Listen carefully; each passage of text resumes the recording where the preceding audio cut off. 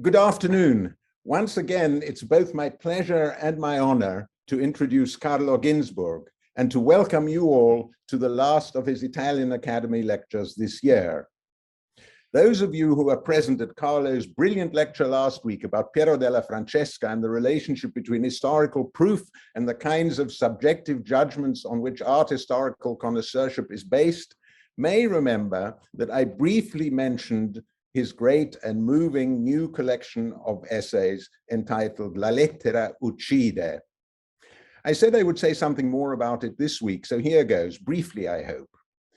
As you all know by now, Carlo's literary productivity is such that no one could possibly hope to summarize it in its entirety. So when I received the book, La lettera uccide, I decided to approach it in the spirit of the sortes Virgilianae, that ancient form of bibliomancy by which one's fate is indicated by randomly opening the book and considering the first lines on which one's eyes fall. So as I browsed La lettera uccide when I received it and resisted holding the book open at the running heading of a chapter entitled Microstoria e Storia del Mondo, Microhistory and the History of the World, those two poles, or are they? We have to see, which is of course now one of the great Ginzburgian leitmotifs, my eyes came to rest on a chapter entitled Conversari con Orion, conversing with Orion, or Orion, non so come si pronuncia in Italiano. I stopped, probably because I had always been fascinated by the story behind that great painting in the Metropolitan Museum of the giant god Orion, who is blind and goes searching for the healing rays of the sun under the guidance of Cydalion, who, it so happens, stands on his shoulders, as in today's lecture. They move towards the light from under, I wish I could show it to you, they move towards the light in the picture from under the dark clouds created by the vapors of the earth that rise to the moon and return as fertilizing rain. But Carlo was not talking about that Orion, but rather the name of the UCLA online catalog, also called Orion. And you're told of coming upon an 18th century text containing the little known word cafrerie. It appeared in the title of a book published in 1718 by Jean-Pierre Poury, whom neither he nor I, he at the time or I until I read Carlo, had ever heard of before, published about his travels, Poury's travels in the Pays des Cafres. I stopped dead in my tracks. What would Carlo have to say about the very land in which I was born? This may be a solipsistic thought, but people did not talk about Cafrerie at the southern point of which I was born, Cape Town, hadn't heard it referred to for years. There's no way in which I could describe the richness of his essay, which begins with Carlo's recollection, repeated elsewhere in this great assembly of his work, of a reference by Carlo Dionisotti to the matter, and I quote, of pure chance, or rather the norm that presides all the research into the unknown. So there's a polarity for you. One would think Carlo would settle for pure chance, but he admits it's the norm. So it's the pure chance that is the norm. This is the thread of yet another great essay by Carlo. It begins with a theme of tolerance in Voltaire, moves through his realization that the case of Poury provides an ideal test for the Weber thesis about the Protestant ethic and the rise of capitalism, then realizes that the issues in Poury also give rise to reflections on our now much contested notions of globalism and world literature. And before concluding, he draws a lesson he learned from Michael Walzer, as we say, that classical Zionism took its starting point from the passages in the Bible about the promised land, but omitted in the description of in their vision of the promised land, the fact that the land was not actually empty and had already been settled by the native Canaanites. The implications for our current lives and history and the understanding of colonialism are clear. Such is Carlo's moral range. There are indeed two more moving moments in this great book. One in which he recalls Erich Auerbach's statement in Mimesis that one's research should not take its cue from grand conceptual categories, but from concrete starting points, intuitively taken up and then studied in depth, bit by bit. Concretely, adds Ginzburg, but also by chance. But I do not, he concludes, for 1 minute think this should be a rule. It's a paradox that is entirely truthful. And then there are the concluding words of the foreword, in which we understand all of this, as well as the severity, ironic or not, we ask ourselves, of the title of the book, La lettera uccide, because he concludes, the letter kills those who ignore it. That's a startling and magnificent beginning to the book. The same, the letter kills those who ignore it. The same and not the same might be a motto for Walter Benjamin. When we spoke after his lecture last week, Carlo warned me that this week would not be about Walter Benjamin himself. I'm sure many are here to hear Ginzburg speak about Benjamin, but Carlo warned me it wouldn't be about Benjamin himself, but more, I suppose, I imagine, about texts, image, and reproduction. Well, of course, we look forward to that, but there can be few of us who would not wish to hear more of Ginzburg on Benjamin, more of Ginzburg one day, I hope, on Benjamin's terrifyingly honest and profoundly melancholic, yet still poetic and inspiring reflections on the philosophy of history.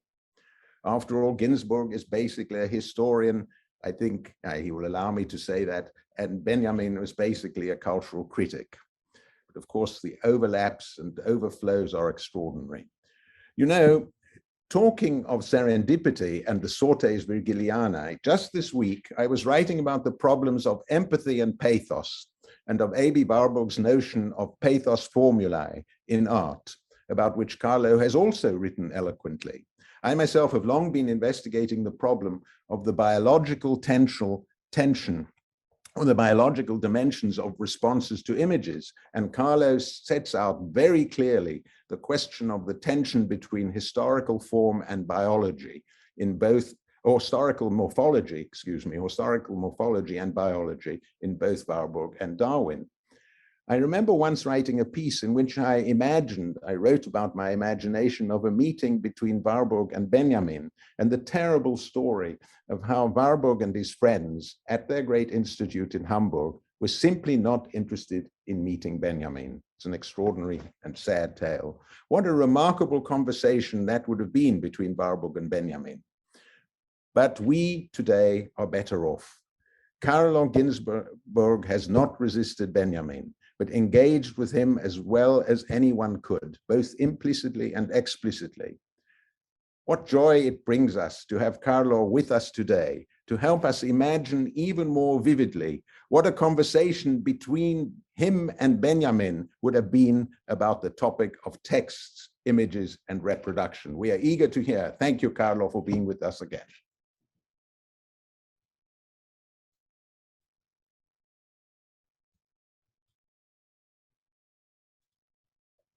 I will start from the subtitle of my lecture, On the Shoulders of Walter Benjamin.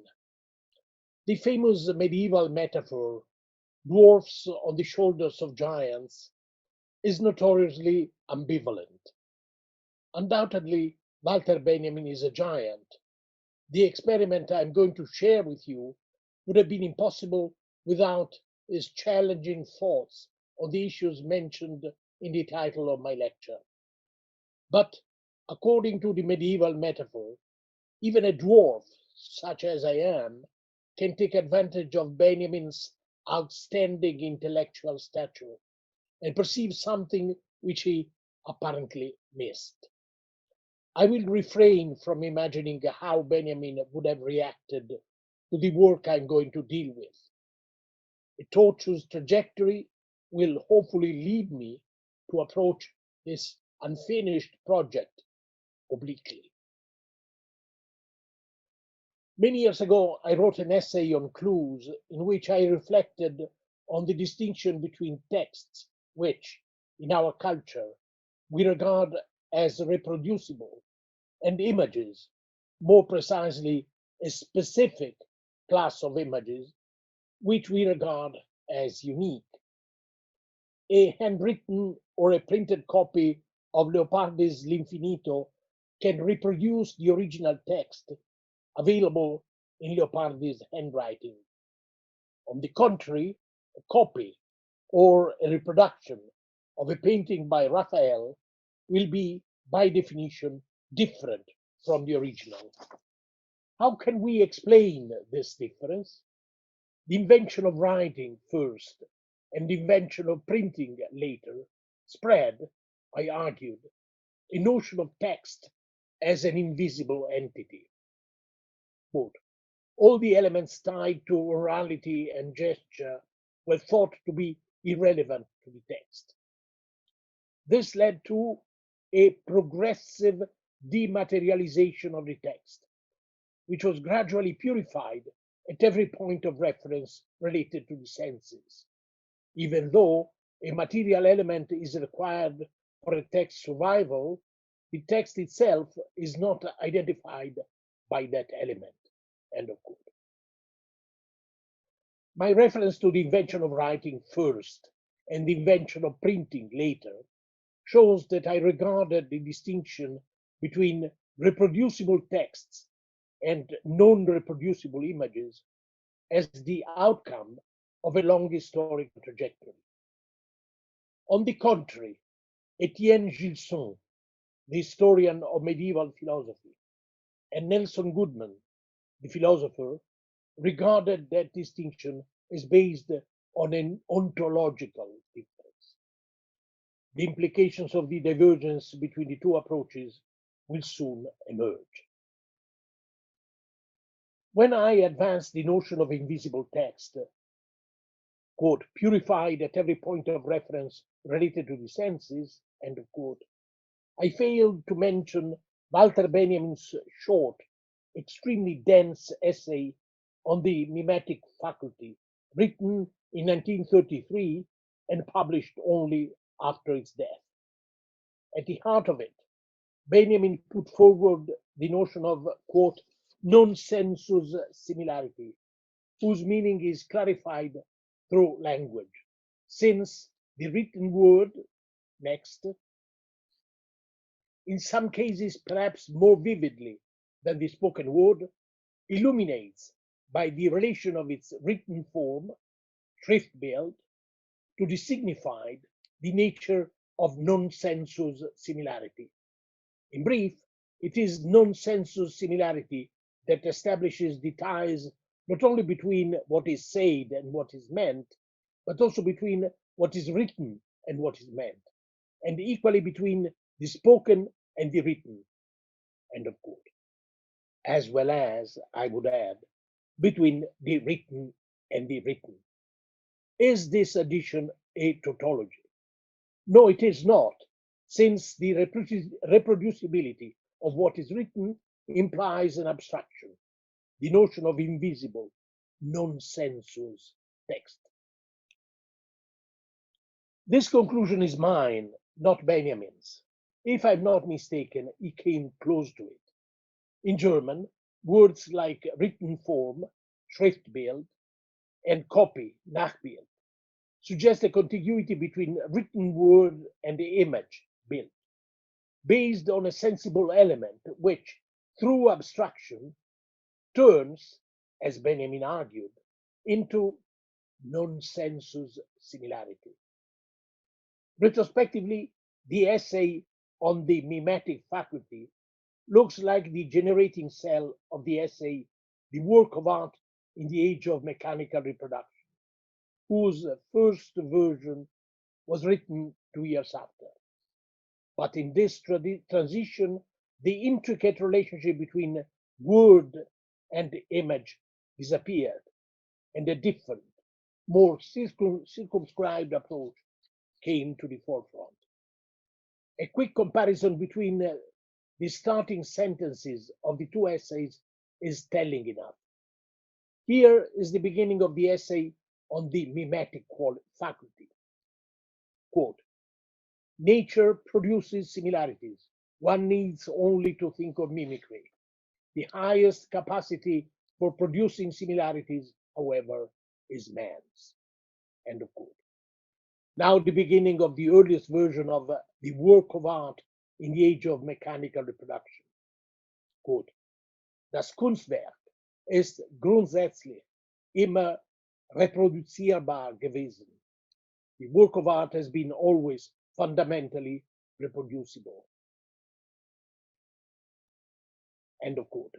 A series of quick remarks on a series of technological inventions which affected different kinds of reproduction, xylography, lithography, photography, introduced the topic of Walter Benjamin's most famous essay, the work of art, das Kunstwerk. Several years ago, driven by curiosity, I decided to make a systematic survey of the French journal Revue de Monde from 1829, the year of its foundation, onwards.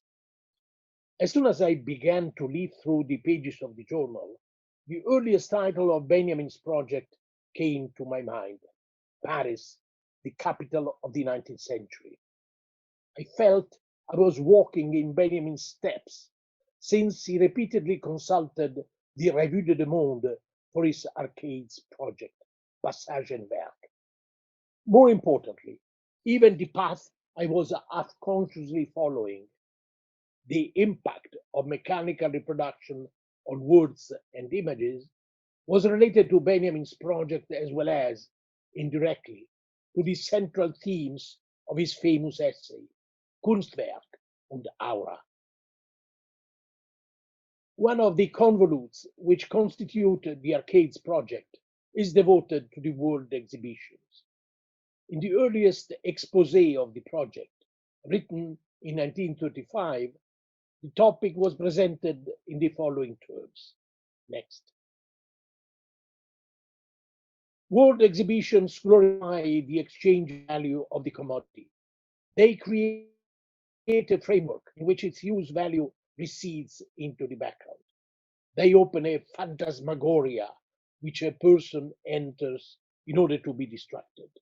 The entertainment industry makes this easier by elevating the person to the level of commodity. End of quote. The Arcades project is an unfinished project, first interrupted by the Nazi invasion of France, then by Walter Benjamin's tragic death. The work I'm going to deal with, De l'Union des Arts et de l'Industrie, published in Paris in 1856, would have certainly attracted Benjamin's attention sooner or later. Its author, Léon de Laborde, was asked to write a rapport sur les beaux-arts et sur les industries qui se rattachent aux beaux-arts as a member of the Commission française de l'Exposition universelle de Londres. I came across De l'Union des Arts et de l'Industrie through a respectful yet harsh criticism of it, written by Gustave Planche and published in the Revue de Monde. The name of Léon de Laborde sounded unfamiliar to me, but as soon as I started to read his writings, I was deeply impressed by their outstanding intellectual quality. As soon as I started to rummage around my messy library, I found out that a demanding critic like Francis Haskell, in his book History and Its Images, called Léon de Laborde an authoritative pioneer who, quote, laid the foundations for the modern analysis and elucidation of the civilization of 15th century Burgundy, end of quote. This and other scholarly works were the basis on which Léon de Laborde built up the two volumes of De l'Union des Arts et de l'Industrie, entitled respectively Le Passé et l'Avenir, a historical-political manifesto which, if I'm not mistaken, has so far received an inadequate attention. But before analyzing it, some biographical data will prove helpful. Léon Comte de Laborde was born in 1807. In his youth, he traveled to the Orient with his father, Alexandre de Laborde, and published a book which contributed to the discovery of the ruins of Petra. In 1847, he was appointed director of the Department of Antiquity, Middle Ages, and Renaissance at the Louvre, a position he lost after the 1848 revolution. In 1854, he became director of the Imperial Archives. His sister, Valentine, was very close to the Empress Eugénie. Laborde died in 1869. From the amazing variety of the topics he worked on with unfailing erudition, a recurrent theme emerges: the reproduction of texts and images and their intricate relationship, explored through the impact of different technologies, from printing to engraving to lithography. At the very beginning of his De l'Union des Arts et de l'Industrie, Laborde explained the meaning of the work's title, inspired by the Great Exhibition held in London in 1851. Quote, "The future of art, science, and industry lies in their association." End of. An unavoidable lengthy quotation will show how, in his approach, Laborde connected past, present, and future. Next.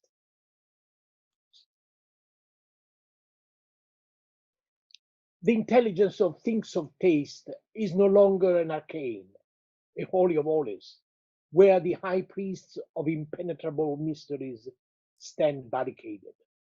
Religion, letters, sciences, arts were well successfully circumvented by some skillful people who maintained the people in the ignorance, under pretext that it was unable to benefit from the initiation and too disposed to make a bad use of it. But the progress of humanity, with the assistance of God, had reason of these obstacles. Christianity has vulgarized the worship of God. Printing has vulgarized letters. True scientists have vulgarized science. Industry, that is the genius of applied arts, is about to popularize the arts. Is one less sincerely religious being in community with one neighbor, less profoundly literate because one has once Cicero and Virgil in print, along with 100,000 other readers, instead of possessing them in manuscript with 10 or 12 colleagues, less profoundly learned in order to be more practically so? Will the arts finally lose something of their elevation for having lowered their gaze on the crowd? Will they have diminished their summit by extending their base? Certainly not. End of quote. The crucial word in this passage is vulgariser, to vulgarize. Reproduction implies vulgarization, but this label has nothing derogatory in it. Le christianisme a vulgarisé les cultes de Dieu. The impact that Christianity had on religion and the printing press on texts is compared to the impact that industry would have on the arts.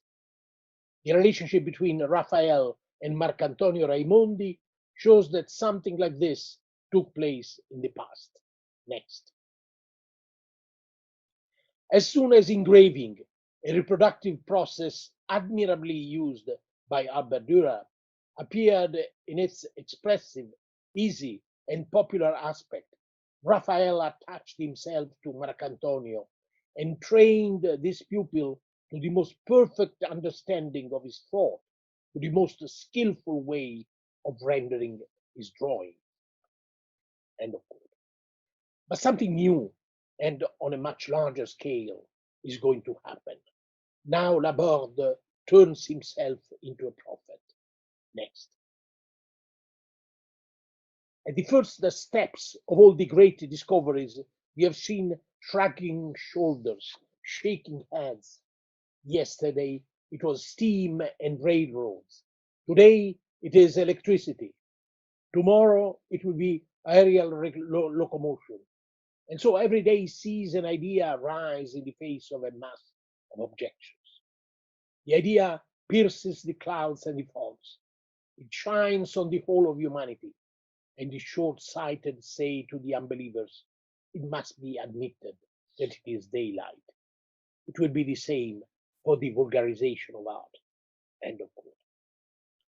In this perspective, the vulgarization of art, meaning the reproduction of unique works, is the outcome of a long historical trajectory towards democracy, made possible by technological progress. Next. The intervention of the machines was, in this propaganda of the art, an epoch and the equivalent of a revolution. The reproductive means are the democratic auxiliary par excellence. To contest this action is blind.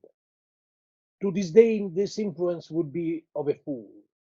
Not to foresee the future of this association of the genius of the arts with the power of the new means of cheap production, it is of a limited spirit. The casting of bronze, which multiplied the masterpieces of Phidias and the great sculptors of antiquity, had been welcomed by Greece with gratitude. The Middle Ages received as a gift from heaven the printing press, which is mechanical writing. Yesterday's steam, that eloquent expression of modern society, gave its powerful arms in aid of all the products of industry impregnated with the influence of the arts.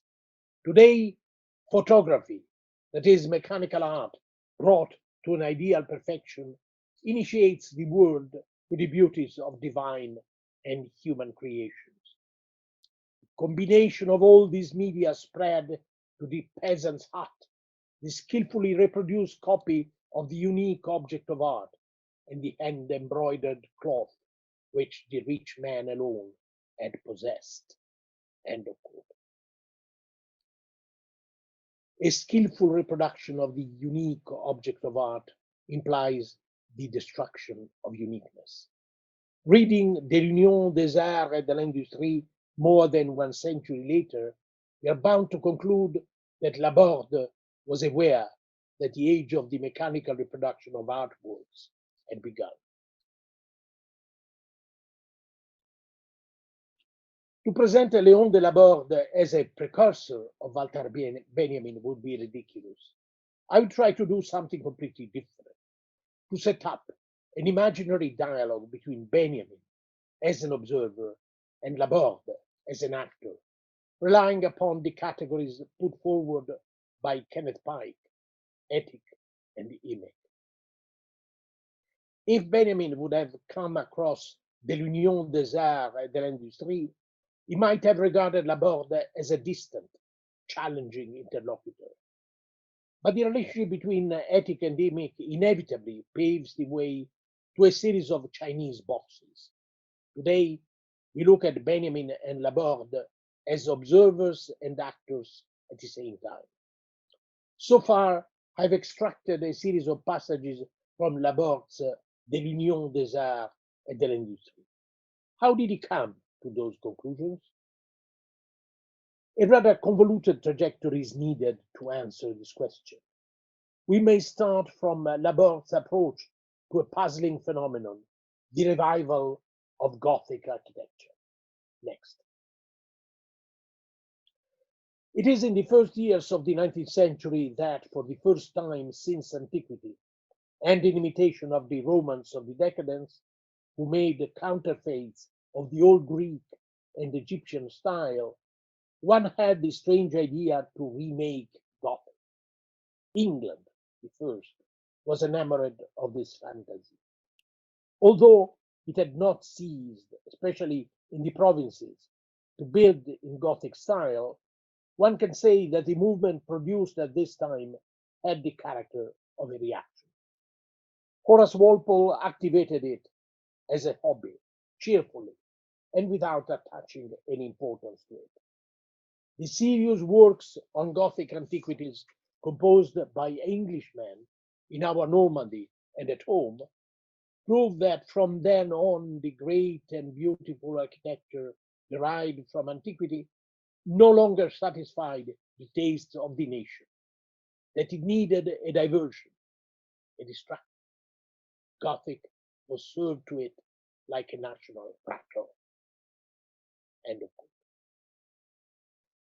Laborde's remark on, quote, the serious works on Gothic antiquities composed by Englishmen in our Normandy and at home, end of quote, alluded to a series of books in which every item had been measured and drawn by Augustus Pugin, the leading figure of the Neo-Gothic movement.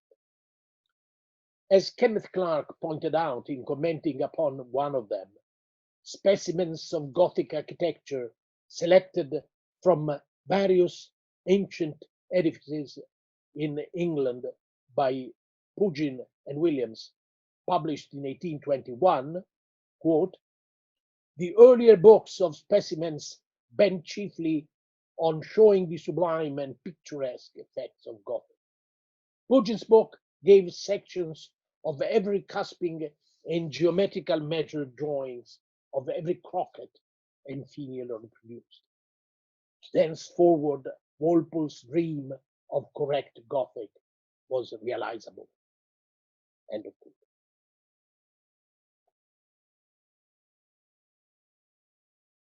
Laborde and Pugin were both members, along with several prominent figures of the European intellectual scene, of the jury of the Great London Exhibition in 1851. Pugin died the year after. In his youth, Laborde had been fascinated by the Neo-Gothic movement, as we learn from a half confession he made in a retrospective comment. Next.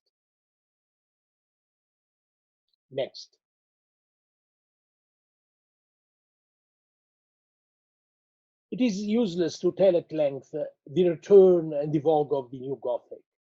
It has had its day as a fashion. There is not a cafe today that would like a decoration with arches, not a furniture manufacturer that would dare to make a chair with crossbars and lancets. I saw the jury of the London exhibition in Paris refuse the last Gothic cathedral clock. I alone voted for its admission, like those old sinners who draw indulgence from the memory of their faults. My mistake, however, had not been absolute, because my studies and travels had preserved me from blind infatuation. From my first steps, I'd given the Gothic its share, and it seemed to me right, although today I'm willing even to take something back. It doesn't matter. The part of the Gothic seemed to me from then on purely archaeological. End of quote. What did Laborde mean by stressing the purely archaeological role he ultimately assigned to Gothic architecture? The implications, both ideological and aesthetic, of this remark are made explicit in the following passage. Next. I therefore came to this conclusion. Byzantine, Romanesque, and Gothic will be studied in the classes of the School of Fine Arts to the extent necessary to learn how to restore monuments built in these styles, as well as to give them the place they deserve in the history of art. But pastiche of Byzantine, Romanesque, and Gothic will not be made at any cost. Will we be reproached for forgetting that the Gothic style is Christian architecture? Do those who repeat this nonsense want to exclude from Christianity all that prayed under a semicircular arch? The target of Laborde's sarcastic, rhetorical questions was Pugin and the reception of his work. Pugin's commitment to the Neo-Gothic movement was notoriously associated to a form of extreme Catholicism, which was warmly acclaimed, especially outside England. A reworked edition of his book, The True Principles of Christian architecture, translated into French as Les vrais principes de l'architecture ogivale ou chrétienne, avec des remarques sur leur renaissance aux temps actuels, was published in Brussels in 1850. The introduction included a comment by the editors on Michelangelo's Virgin and Child on display in the Church of Notre Dame at Bruges. Next. A purely pagan figure in white marble, such as that of Notre Dame in Bruges, which is attributed to Michelangelo, will never produce anything, however beautiful it may be as a work of art. There is nothing there to charm or attract. It is a more or less imposing goddess. That's all. And for the partisans of the neo-Gothic movement, the contemporary Renaissance aux temps actuels, of the true principles of Christian architecture could lead to a rejection of the Renaissance with a capital R as a pagan movement. Even the young Laborde must have found this aesthetic chauvinism unbearable. Certainly, in his De l'Union des Arts et de l'Industrie, he reworked the idea of a contemporary Renaissance into a project focusing on the idea of a Renaissance populaire, a popular Renaissance. Next. The French, much better, all the French, will sacrifice their last shield to the showy luxury and also to the elegant luxury. Under the influence of these dispositions, the whole nation has been enamored of the taste for the arts, of the love of monuments, of the passion for images, so many symptoms of a popular Renaissance to which I would like to see the state contribute with all its efforts. I say popular Renaissance because it is not anymore, as in the 8th century under Charlemagne, as in the 13th century under Saint Louis, as in the 16th under François Ier, and as in the 17th under Louis XIV, of the Renaissance of the arts at the court of France, but of a Renaissance as beautiful, as strong, and more fertile, because by going down in the street, it extends to all the country. End of. I will come back to this idea of a popular Renaissance in a moment. But first, I would like to analyze Laborde's focus on France and this contentious dialogue with the French supporters of the neo-Gothic movement. Next. No, they say, we do not exclude any style of Christian architecture, but we ask that we return to our national architecture in France. Ah, that's another theme. Where do we take our nationality? As far as antiquity is concerned, in the 12th century, this is not going back very far. As far as territory is concerned, in the former royal domain, that is to say, in 5 or 6 departments around Paris, this is quite modest. And indeed, before the 12th century, there is no Gothic, and outside these limits, it is another Gothic. And beyond that, on the other side of the Loire, or in half of France, it is no longer Gothic. And no, they say. Who were they? The answer is easy. Laborde was aggressively addressing, without naming him, the leader of the French neo-Gothic movement, the famous architect Eugène Viollet-le-Duc. In a pamphlet entitled Du style gothique au XIXe siècle, on Gothic style in the 19th century, Viollet-le-Duc had quoted in full and reacted against a document issued in 1846 by the Académie royale des beaux-arts. Considération sur la question du savoir s'il est convenable au XIXe siècle de bâtir des églises en style gothique. Considerations on the question of whether it is appropriate in the 19th century to build churches in the Gothic style. The secrétaire perpétuel de l'Académie, Désiré Raoul Rochette, a well-known archaeologist who signed the document, had been as outspoken as possible.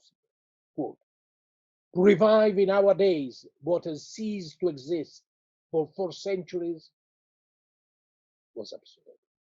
And he continued, next. But where are the elements of such a resurrection, unheard of until now in the splendors of art? Where is the necessity of it in the conditions of the present society? Where is the powerful hand that can raise a whole nation to the point of making it go back for centuries? Where is the example of a whole people that has broken with its present and with its future to return to its past? End of quote. Viollet-le-Duc responded in kind. Next. What raises and will raise an entire nation, gentlemen, is your long disdain for our monuments that you praise today with your lips, and as if to make up for the opinion. It is your arrogant contempt for these really national buildings that neither the infatuation of the Renaissance for the antique, nor the pride of Louis XIV, who rejected all that he had not raised, nor the indifference of the last century could annihilate either on our ground or in the memories of the people. And clearly, the controversy between Raoul Rochette, secrétaire perpétuel of the Académie, and Viollet-le-Duc touched Laborde deeply. The popular Renaissance advanced by Laborde was not, quote, a renaissance of the arts at the court of France, end of quote, as it had been in the case of similar movements in the past. By going down in the street, en descendant dans la rue, it extends to all the country. As you may recall, Laborde argued that, quote, the intervention of the machines was an epoch and the equivalent of a revolution. The reproductive means are the democratic auxiliary par excellence. End of quote. He emphatically praised them all, up to the most recent photography. Next. Today, photography, that is mechanical art brought to an ideal perfection, initiates the world to the beauties of divine and human creations. The combination of all these media spread to the peasant's hut, the skillfully reproduced copy of the unique object of art, and the embroidered cloth which the rich man alone had possessed. End of quote.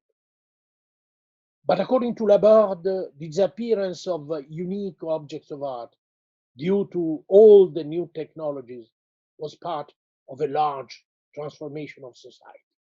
Next. Society changes its face. It opens an indefinite future of democratic association and popular centralization, which puts the interests of the community and the enjoyment of pleasures within the reach of all. In politics, the deliberating assemblies and their vast audience. In industry, the competitions of all kinds and universal exhibitions. For science, the large amphitheaters of the public courses opened to the workers, the immense rooms of the museums and the libraries. For the army, covered spaces where whole regiments of infantry and cavalry are maneuvered. For society, large clubs, large cafes. For pleasure, daytime theaters, circuses, hippodromes. For the needs of cities, railway stations, halls and markets, the streets themselves covered and glazed. So much the well-being becomes demanding. End of quote.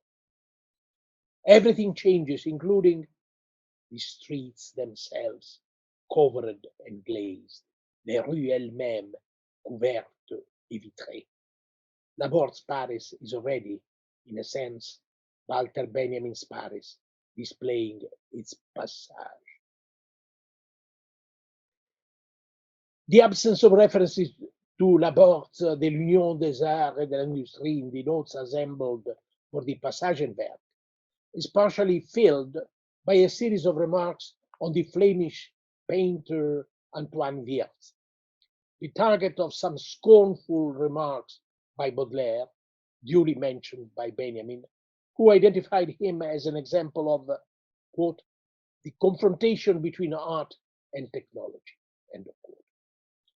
In an article published in the journal La Nation in June 1855, and then included in his posthumous Œuvre littéraire 1870, Wirth praised the invention of photography in emphatic terms.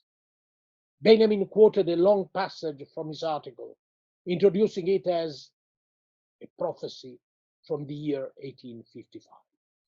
Next.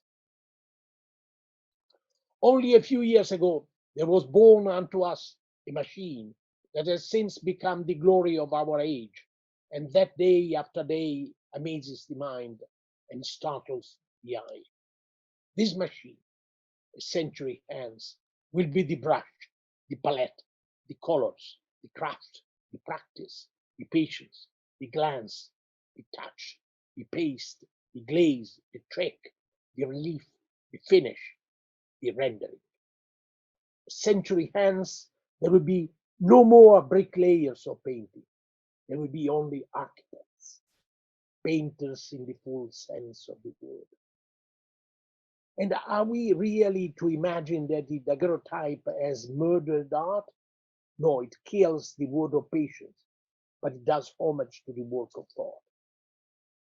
When the daguerreotype, this Titan child, will have attained the age of maturity, when all its power and potential will have been unfolded, then the genius of art will suddenly seize it by the collar and exclaim, mine, you are mine now. We are going to work together. End of it.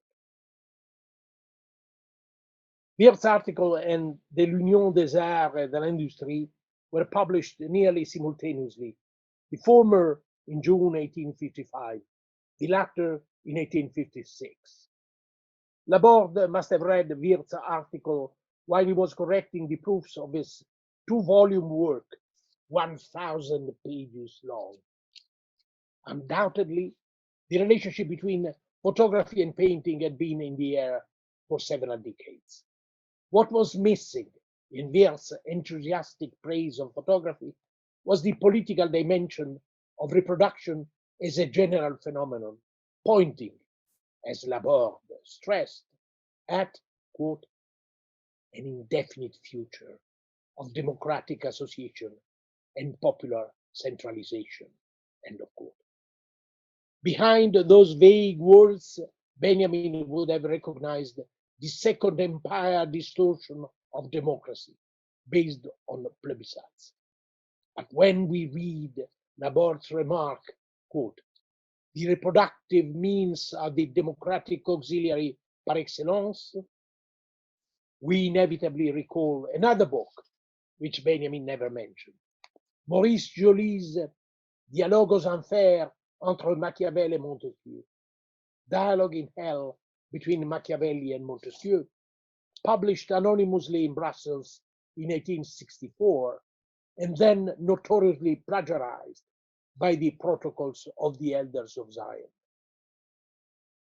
But in Joly's extraordinary dialogue, there is much more than that. Its subtitle, La politique de Machiavel au XIXe siècle, seems today utterly inadequate.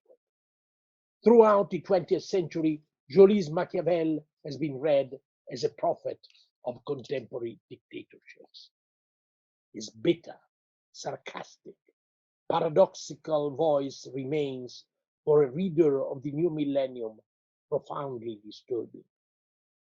Joly's emphasis on the manipulation of the masses through the press can be translated into other technologies based on reproduction, from the cinema, Walter Benjamin, to the internet. We don't know how Léon de Laborde reacted to Joly's Dialogues en fer, a book he had certainly read. Apparently, Laborde's and Joly's images of society were as distant as possible. But even in the case of de l'Union des Arts et de l'Industrie, we might speak, echoing Walter Benjamin, of a prophecy from the year 1856.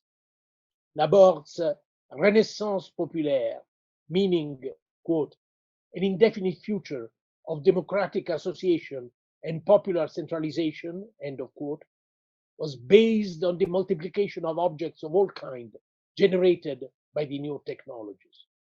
All this evokes the kind of consumer society we are familiar with. Laborde identified technological progress and capitalism, with progress altogether, but at least once a darker tone suddenly emerged. Next. 10 years ago, every wood engraver wrote his name in letters at the bottom of an unimportant work. Today, leaf through the newspapers and the illustrated books, the Magasins Pittoresques, the Illustrations, the Musée des Familles, and other cheap picturesque publications. You will no longer find a name at the bottom of the remarkable engravings of all these publications.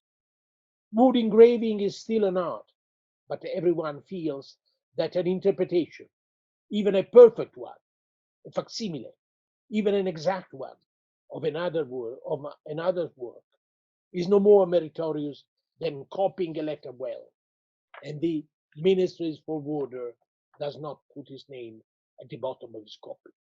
End of quote. To compare an engraving to the copy of a letter implied in both cases a definite assumption, what I've called invisible text, extended from texts to images. According to Antoine Wiertz, photography would have emancipated painting from its materiality, turning it into a cosa mentale, an argument which ended, without mentioning Leonardo, with the words intelligence humaine marche toujours, va, marche. Was Laborde turning Wiertz's triumphal trajectory into a negative one? Perhaps.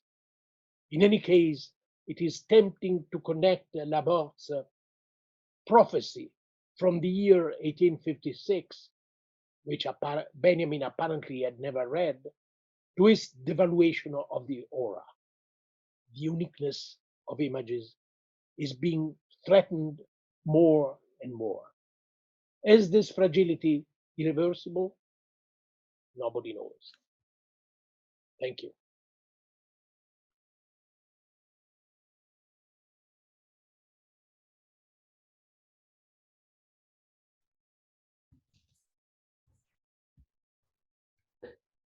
Where is everybody?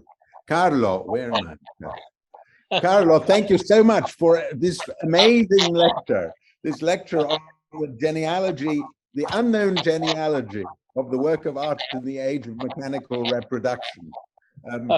I think all of us will be startled and wonder. You have suggested that you have left out in the open the question of how much of this material Benjamin knew. It seems very little. Well, I think that what I tried to do was reading Benjamin against the grain, to quote Benjamin. So I think that let's say there is a widespread idolatry of Benjamin's work, which he would have found disgusting.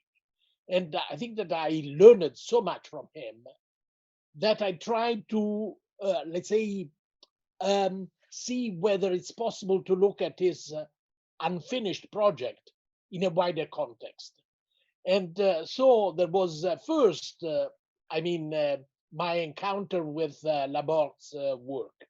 And then the discovery that, in fact, Antoine Wiertz played a kind of similar minor role in Benjamin's work.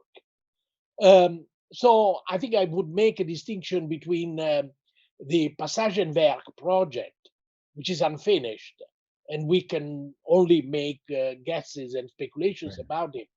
And let's say Abigail. the different versions of the essay on the works of art in the age of mechanical reproduction, which in a way it's not at the center of my what I tried to do.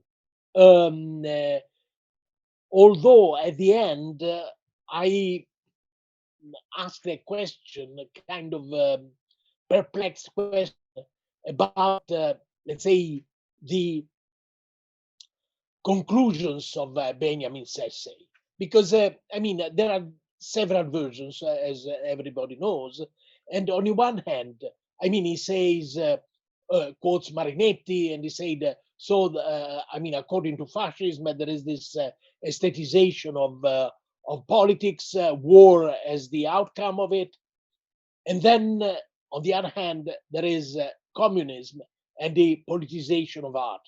What does it mean? Should we look at what kind of outcome in order to uh, turn Benjamin's prophecy into a reality? I am perplexed. Mm. What we can see is something which was in fact implicit or even explicit in Laborde's work, and also in a way shared, let's say, undeliberately by Benjamin, meaning the destruction of the uniqueness of the work of art. Now, I think that this would be, and I mean, I say would be, but it's also something which is going on under our eyes, an enormous historical loss. And I mean, we can discuss about this. Not everybody would agree. I think that Laborde's text is challenging also because it provides a kind of political framework for this phenomenon, which is in a way intriguing because it uses words which would be familiar to us, but their meaning would be completely different. So the problem is when he says democracy, when he says political centralization and so on, well, as I said, he's speaking about the Second Empire. But then there is a further question, meaning the relationship between Caesarism and 20th century dictatorships. Yes. Now, I say Caesarism because there is that pamphlet by Romieux, which is very impressive because he wrote this before, let's say, the Louis Napoleon's coup d'etat. And then there is this discussion about Cesarismo. I say this in Italian because, I mean, obviously there is on the one hand Antonio Gramsci in jail making reflections on Cesarismo, and then independently Arnaldo Momigliano's essay on Cesarismo. So this is, let's say, in a way, something which could be a development of what I We've lost you. way to these reflections, Mm. because he looks at the phenomenon of reproduction in a political context. And this seems to me extremely challenging. And I think that Walter Benjamin would have found this extremely challenging. Mm. You know, he would have found it difficult. And it's clear that this is a large historical project. And I just want to add something more. I'm waiting for some relevant questions to come in. I have some questions which are not related to the talk specifically. So I want to stay with that if I can. And that is, can you say that two elements in your talk, which I think we would all like your further reflections on. The first is, you have not mentioned Marx in any of this. Well, okay, go ahead. The notion of vulgarization and democratization, which seems so similar to the thrust, obviously, of Marx's thought, and yet this is obviously going on in parallel, more or less. I mean, Marx certainly never read Laborde, and Laborde could not have read Marx. So what's happening? In other words, we need to know more about the genealogy of these ideas, because they obviously didn't spring ex nihilo. Okay. Now, on the one hand, Laborde says, mentions Christianity as the vulgarization of religion, which is a really, let's say, challenging notion.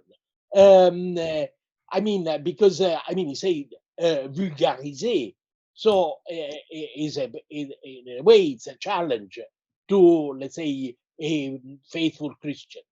On the other hand, he says, okay, there is a political context, and the context is Louis Napoleon, and obviously you can at this point mention Marx's great essay on 18 Brumaire. So Marx was looks at Louis Napoleon as a target, because in a way it's a sinister caricature of something which it was for him had a completely different meaning. In a way, even if Marx and Mazzini disliked each other as much as possible, I think that they agreed on regarding Louis Napoleon as a caricature of democracy. So, the idea of a plebiscite as a caricature. And what Joly said in this great Dialogues en Fer is, let's say, that the press, meaning, and here reproduction is involved, was a powerful instrument in order to manipulate the masses. And here we can see, let's say, Marx on the other side of the barricade. Clearly. That's it. The relevance for our own times is really interesting also for art theory. Carlo, I have a request to you. People are saying they cannot hear my questions unless you mute. Can you mute yourself brevemente? Oh, I'm sorry. Okay, good. I think we can try. Thank you so much, Carlo. That was really an important and interesting response. What I also want to say is that what is so interesting about this talk is the relevance for current thinking about the status of art. In a way, this has not entered at all. If you look in vain in Arthur Danto for any reference to Laborde or the whole train of thought which you have discussed, which turns the work of art into ultimately a letter of text. The reproducibility is easy as a text, and it's the idea that counts. This is completely up to date. So I think this must also enter into our genealogy of the way we think about art now, and the general degradation of the handwerklich aspect and the authenticity of the work. So, the contribution to the understanding of current thinking about contemporary art is extraordinary, and you might want to extrapolate from that. Now, I completely agree about your remark. Certainly, I would take, and I tried to take Laborde as a challenge in several directions, including, let's say, the current debate about art. And so I stressed the distinction, especially when, as I said before, certain words sounded familiar, but in fact their meaning was different. But in fact, I think that the Second Empire was a real turning point. I think that from a political point of view, from the point of view of the history of the media, from the point of view of, the history of art. And so in that sense, I think that, let's say, Laborde's work is a kind of missing link in the contemporary debate. And I'm glad that Yes. There is a kind of a resurrection of Laborde, let's No, say. it's clear that it is. He seems to be a missing link. If you mute your thing, then I can ask the question here. Okay, Carlo, here is a question. I have two questions from Paul Holdengraber, who I read the first question, but I do not remember your insight, which was fascism was the future. He says, how would Walter Benjamin have reacted to your insight that fascism was the future? That was his first question. Let me, oh, well, do you want to speak? So respond to that, and then I'll give you a second question. Okay.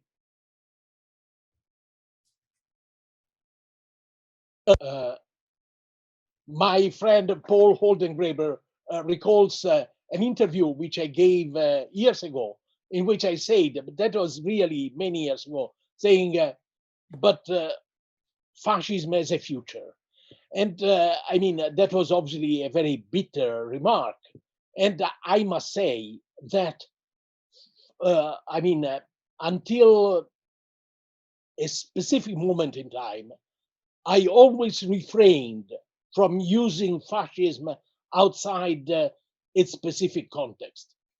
But then I was in Chicago and I watched television, and Donald Trump was making his campaign, and the word fascism came to my mind immediately. Now, obviously, I mean, I think that let's say when we are using a word outside its context, we should try to look at comparison implying both divergences and convergences, differences and similarities, because otherwise it would be, let's say, a superficial remark. Now, I think that this would not be an useless exercise. In other words, for instance, let's try from the use of media, because this was crucial for Benjamin.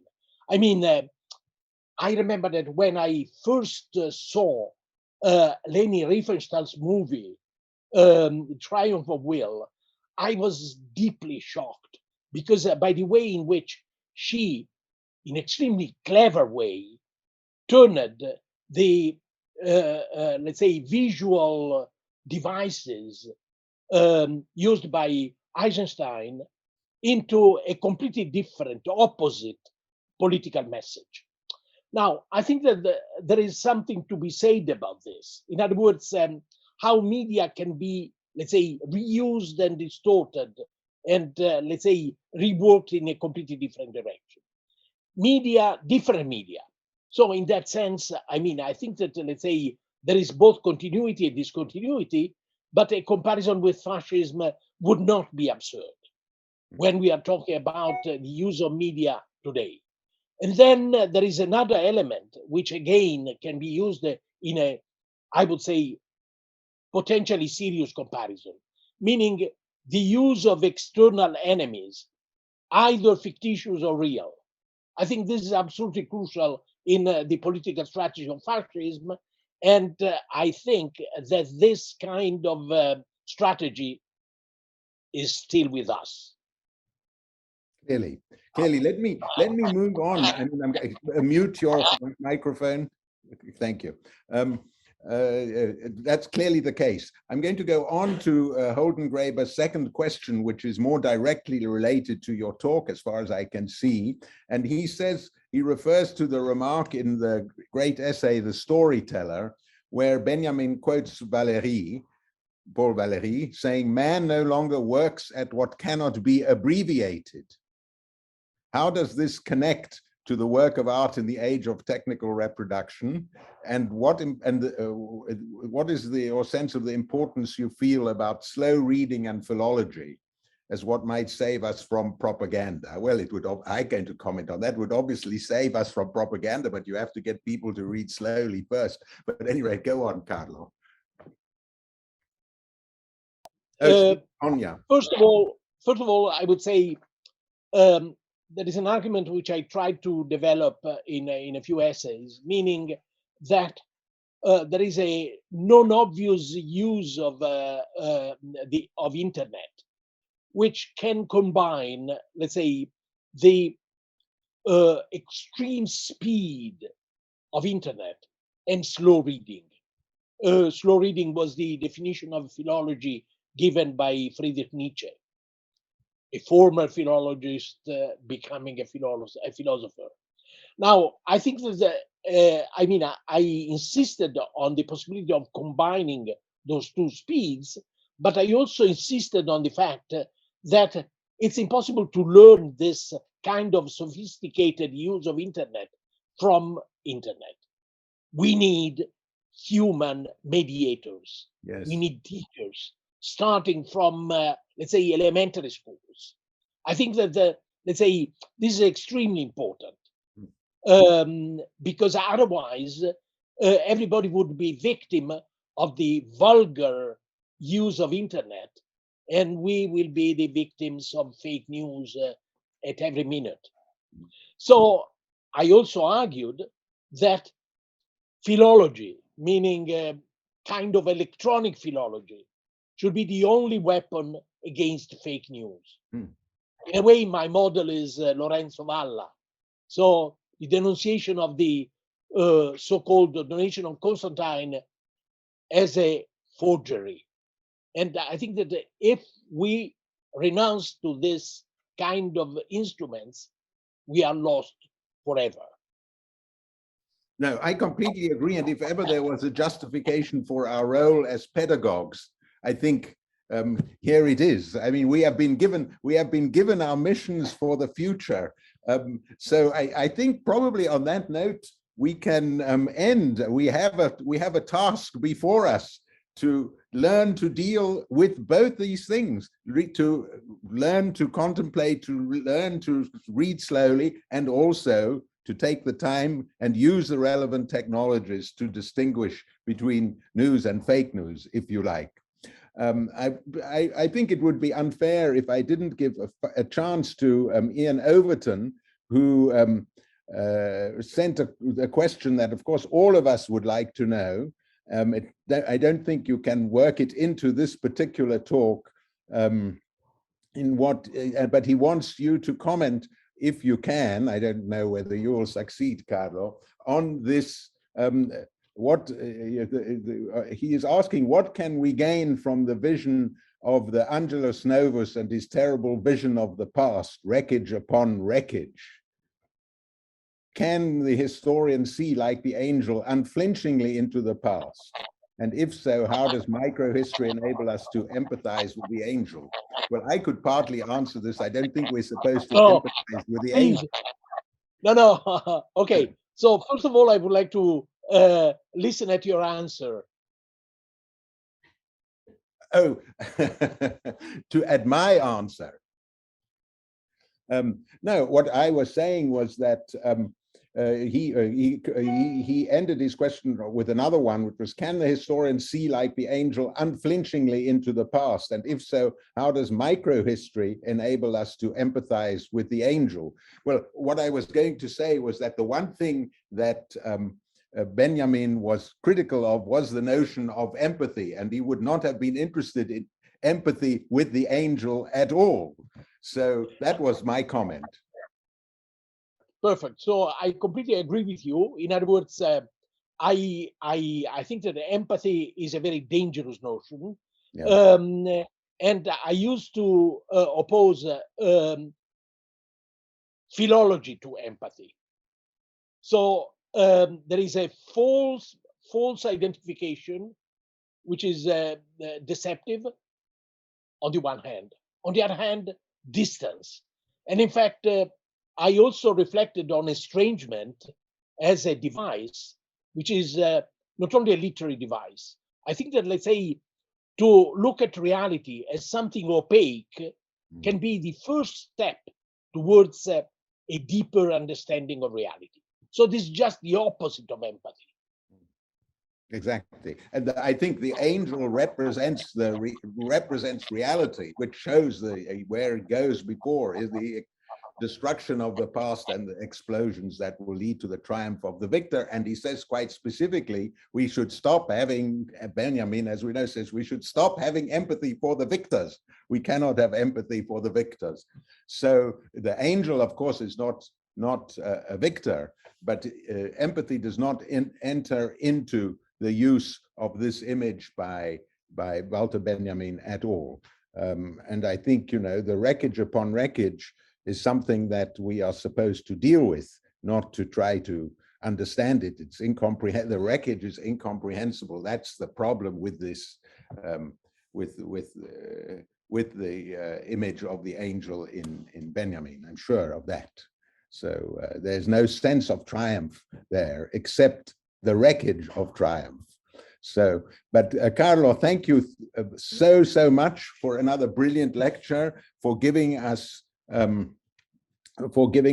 inspiring talk, for adding to the historical materials with which we think about our present situation, for making us rethink Walter Benjamin.